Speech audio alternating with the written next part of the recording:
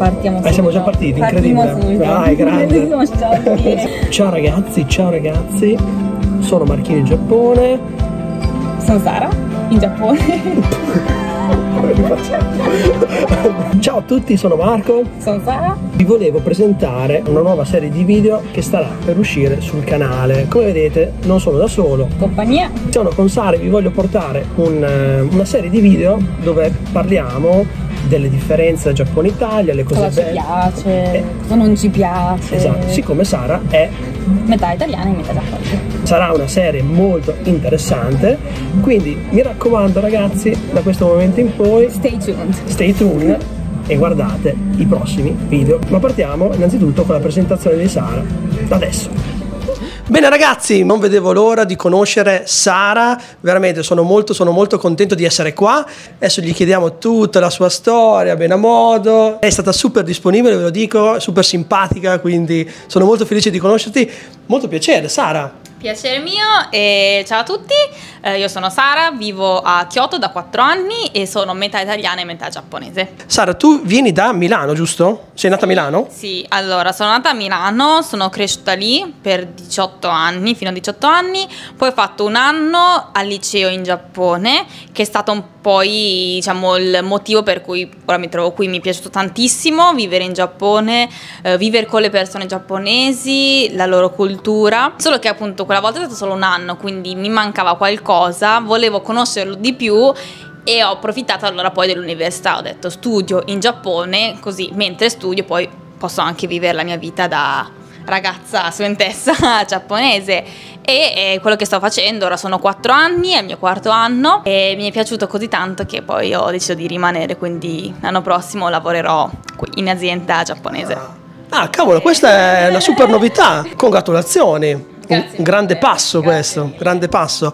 Ma allora Sara, papà giapponese, papà italiano? Allora, il papà è italiano, mamma giapponese. Originariamente mio papà già era appassionato del Giappone, sì, perché penso lui è del 65, però siano stati i primi anni in cui gli anime e i manga giapponesi sono arrivati in Italia. Ok. Quindi è stato un po' uno dei primi. È venuto in Giappone, ha conosciuto mia mamma e niente, mia mamma poi ha seguito lui e... Era venuto qua per viaggio? Cioè era in viaggio? Non so bene, ma penso entrambi. A volte veniva per viaggio, a volte per, non so, per mia mamma forse. Non lo so.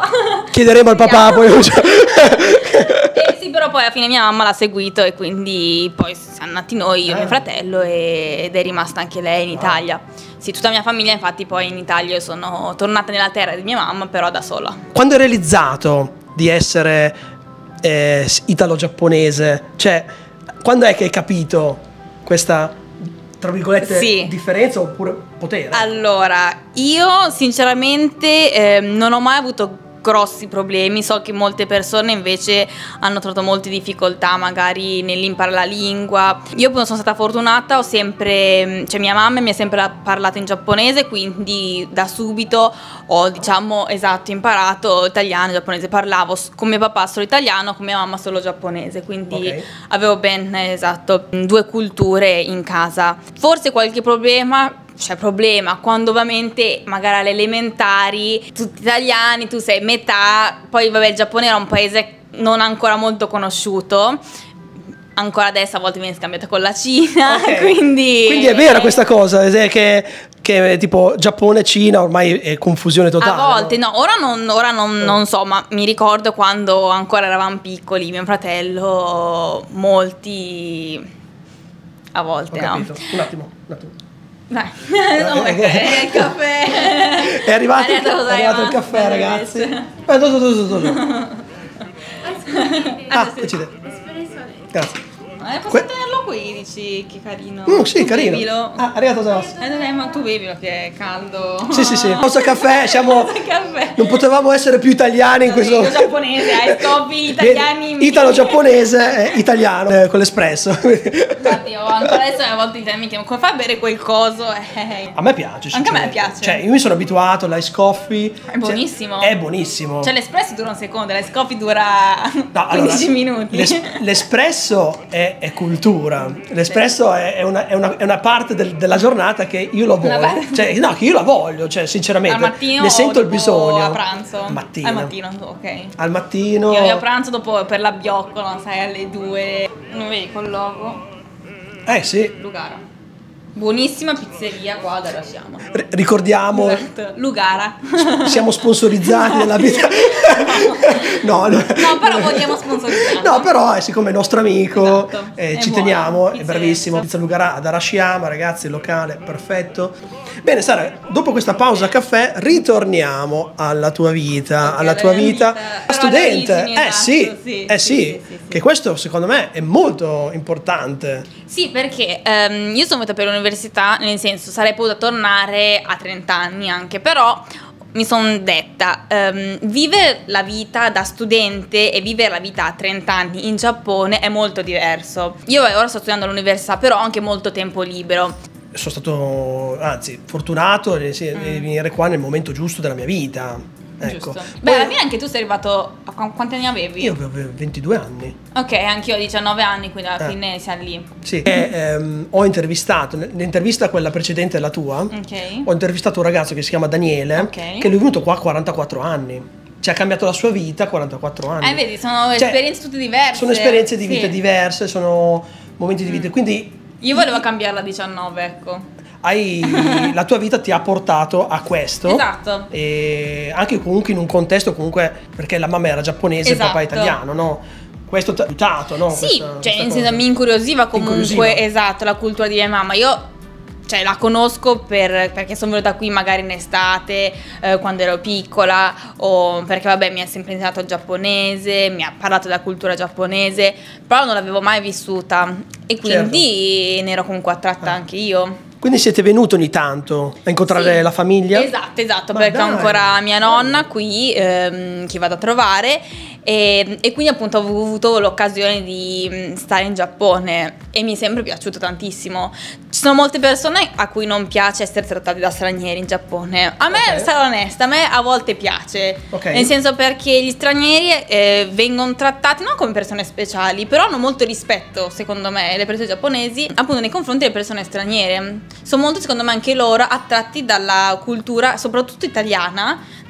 Devo dire, secondo me siamo fortunati ad avere una bella cultura, perché sono paesi che anche i giapponesi magari di cui non sono molto attratti, mentre invece l'Italia secondo me è un paese che piace molto ai giapponesi, a parte la cucina. Quello sì. A parte la cucina, perché i giapponesi... Anche proprio la cultura in sé. Esatto, no? sì. Sembrerà strano. Siamo molto diversi, ma anche allo stesso tempo molto simili, vero o no? Vero.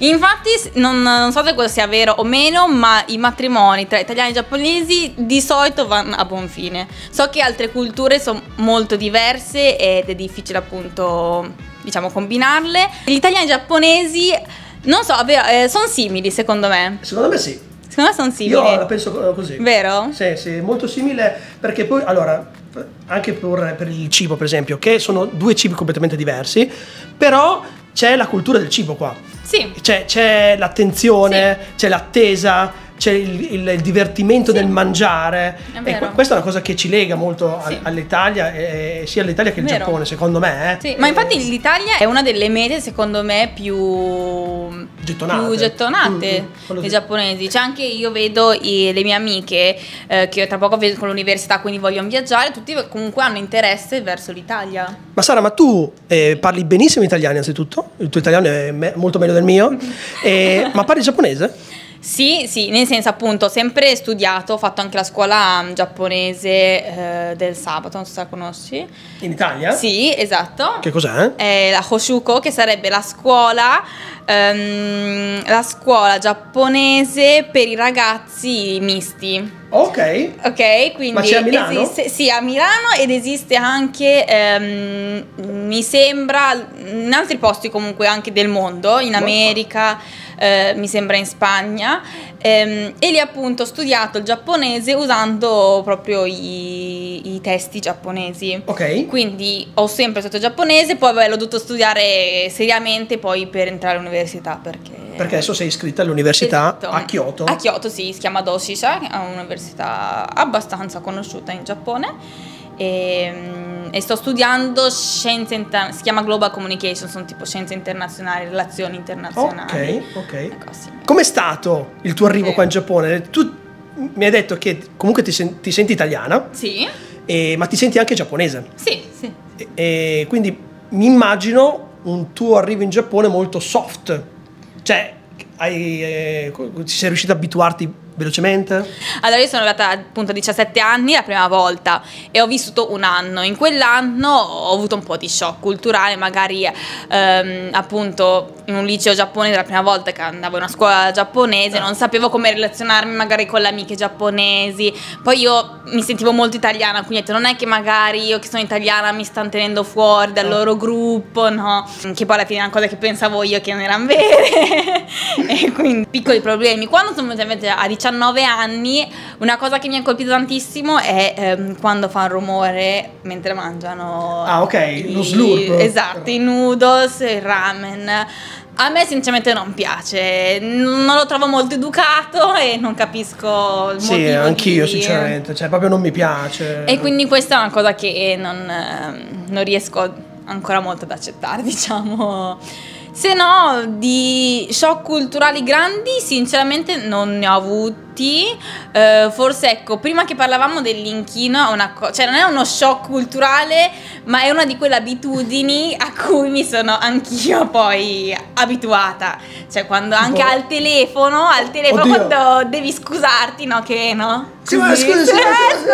Esatto, molto quindi, giapponese. se vedete degli italo giapponesi, ma anche come perché ormai sono io. Ormai mi sento anchio un po' italo giapponese. Sì, un po' 17 anni. Sono qua e quindi ti giuro, anch'io faccio gli inchini, cioè quando vado in Italia faccio gli inchini.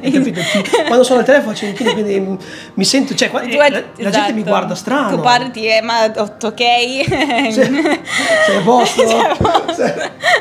Mal di pancia. No, però è vero, cioè sono quelle piccole abitudini che non sono in realtà poi shock.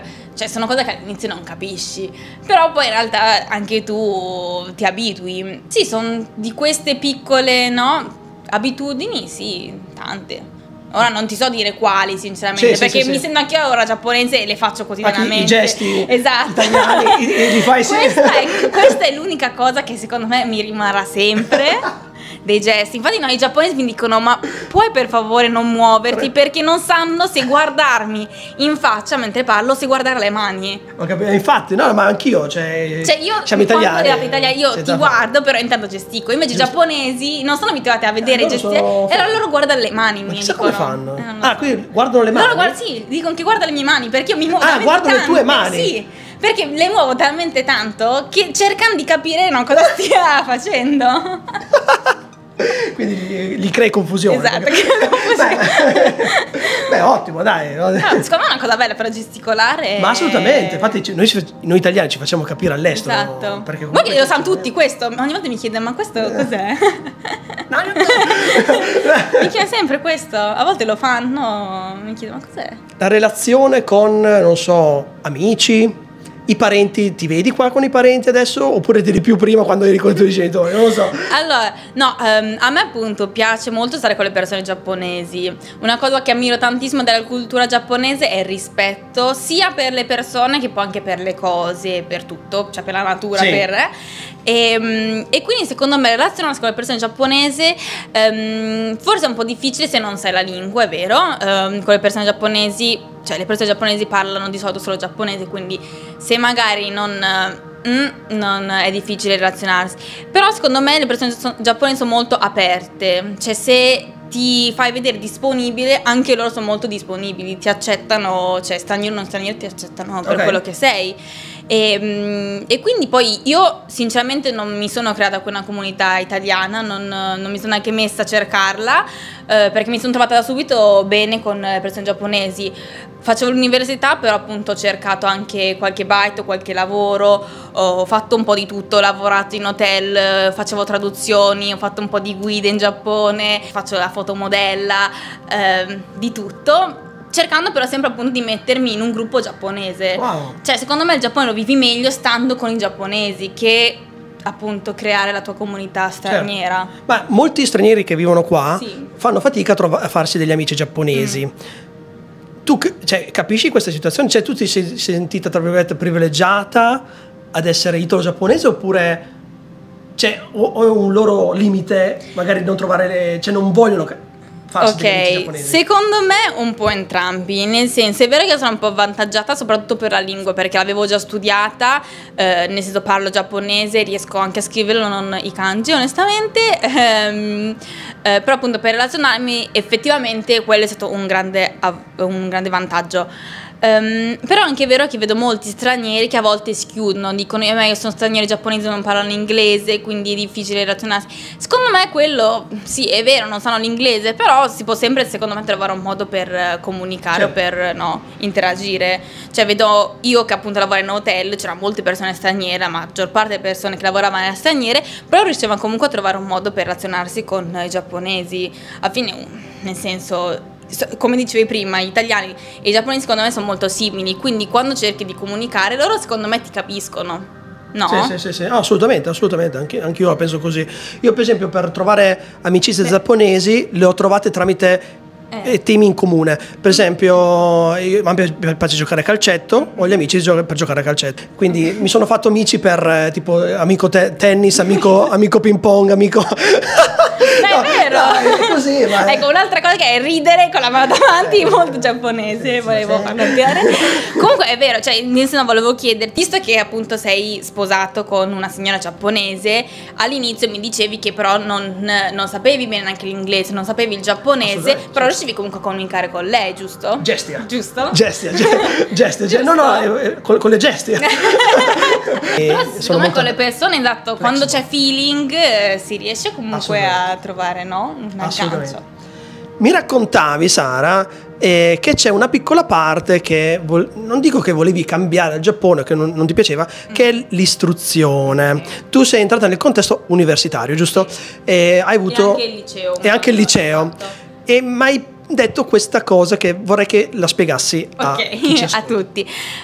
No, una cosa che a me piace tantissimo in Italia e che ho trovato che sia un problema in Giappone è l'istruzione. Io ho fatto appunto tutte le scuole fino al liceo in Italia, andavo al liceo linguistico e da sempre comunque come tutti penso facevo le interrogazioni, cioè gli iscritti come anche gli orali, le interrogazioni. In Giappone non esistono gli orali, quindi tutti, esatto, dalle elementari fanno un sacco di test scritti. Ok, però non fanno mai interrogazioni. Ok. Quindi non sono portati a parlare. Questo spiega tante cose. Esatto, secondo me i giapponesi fanno fatica ad esempio ad aprirsi con anche le persone straniere a parlare, o sanno l'inglese ma pensano di non saperlo perché pensano di non poterlo parlare. Secondo me viene tutto dall'istruzione. Non essendo portati appunto a parlare a scuola, a parte vabbè, nel senso parli con gli amici, però non fai mai delle interrogazioni online, non ti viene mai chiesto una domanda, non so, di un tema, parlami, non so, di questo, parlami di quello. Sì. Loro non sanno farlo e quindi questo secondo me influisce anche poi nella vita privata oltre che quella scolastica. Secondo me interessantissima questa cosa, io non l'avevo mai sentita questa cosa. No, questa è una cosa che ho provato appunto vivendo in Giappone da studentessa. E infatti è una cosa che mi preoccupa molto. Se io ho ancora 23 anni, ma se dovessi avere dei figli, non lo so se li porterei alla scuola giapponese. Cioè secondo me la scuola italiana imparano molto di più, è molto molto ricca.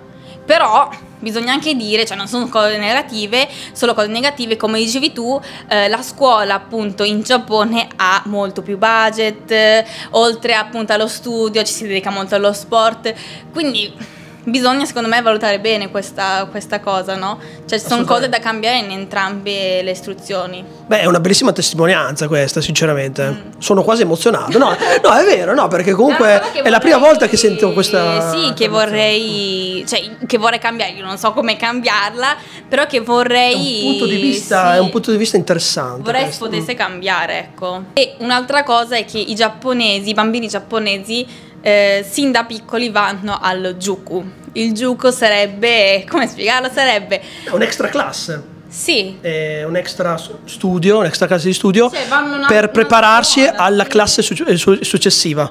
Cioè io per esempio i miei figli, prima di iniziare le elementari, Già prima delle elementari. Per prepararsi alle elementari. Adesso si stanno preparando per le medie.